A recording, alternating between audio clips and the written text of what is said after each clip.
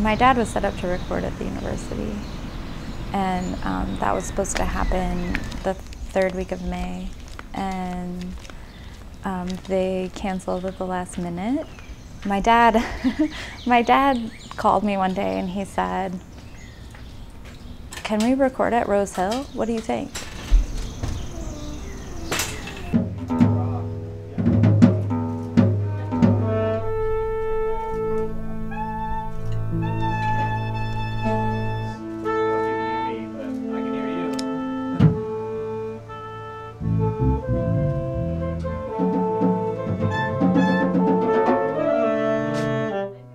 He's ready?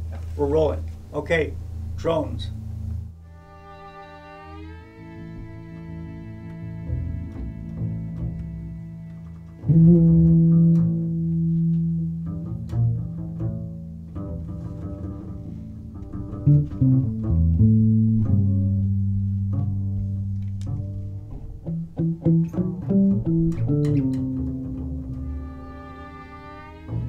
There was a lot of understanding between all of the musicians about John's medical situation, and also a lot of beautiful collaboration between John's family and the musicians, the way that they drew us into understanding what was going on so that we knew the timeline of what we had. And up? Did it go up? Yeah, we'll see. And yes. So my dad was diagnosed in October of 2019 with the terminal metastasized cancer. Ready for a take? Hang on. My dad spent most of his time writing. He just said, you know, when I'm writing music, it's the only time that I don't think about having cancer. Because cancer is dictating my schedule and where I can go and what I can do. Danielle, this music makes me really happy. Oh, It really does. thank you. The Thursday night before, my dad was very sick. My mom called me in the morning and said, "I don't know what we're gonna do." And my dad got up and got in the shower. My mom has this really amazing 20-second video of A him. bit more work for me to do. Everybody else is good. You think you're going to be able to do it? I think I'm going to be able to do it. And tomorrow, and the next day, and the next day. Well, there you have it.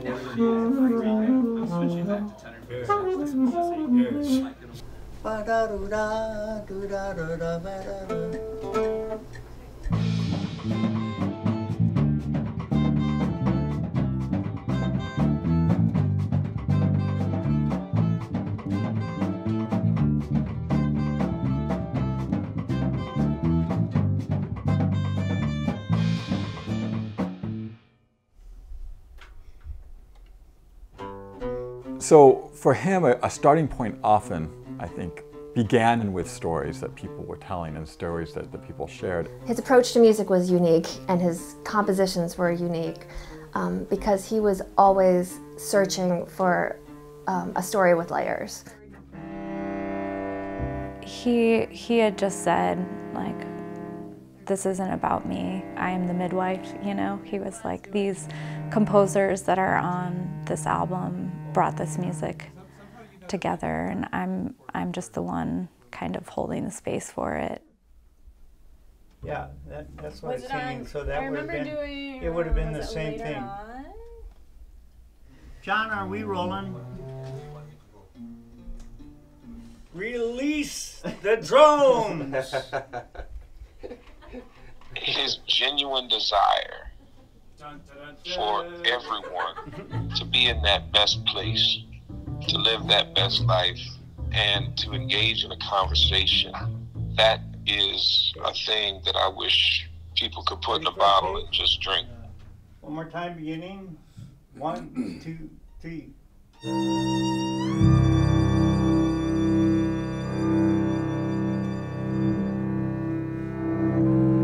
It's so hard when you're picking up someone's project midstream to feel like you're gonna do it the way that they wanted it done.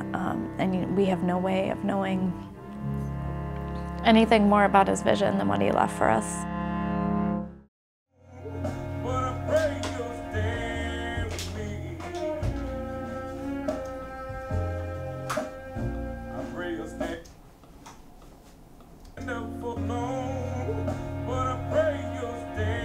Music exists only in time and only in the moment.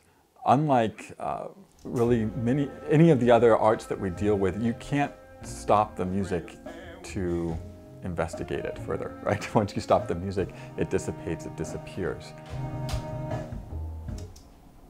Life, like music, is not static, right? It only exists in a moment.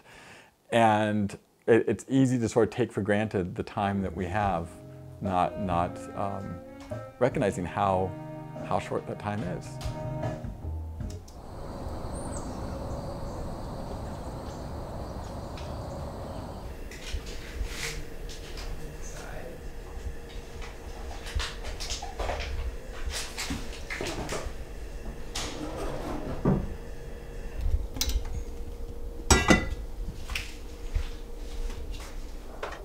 Like, as bittersweet as it is to know that you have some kind of pocket of time, you know, of course you don't really know. You like always hope that like a doctor's wrong and there's more. You don't want to be pre-prescribed to whatever that guess is about what you're going to have, but it gives you the opportunity for intention, you know, in a way where I think you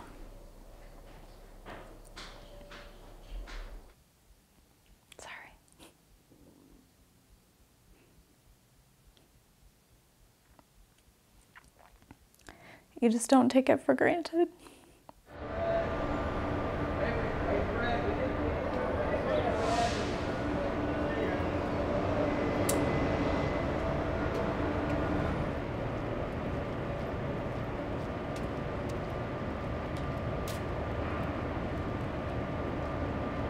Just from a standpoint of my heart and my hope was that he'd get a chance to see this come to fruition. And he still is a part of it. It's just his presence, you know. Yeah, even the real grieving can start. Like, there's no closure. There's not closure yet. And it'll be emotional and I think really meaningful. My dad always had this way of thinking that anything was possible, you know, like he loved the dreaming process. And you know, lately when I think about my dad, the thing that I like wish for or miss is like not the things that we did, it's just the next things that we would have done. Because that's how it was with my dad. It was just making life together.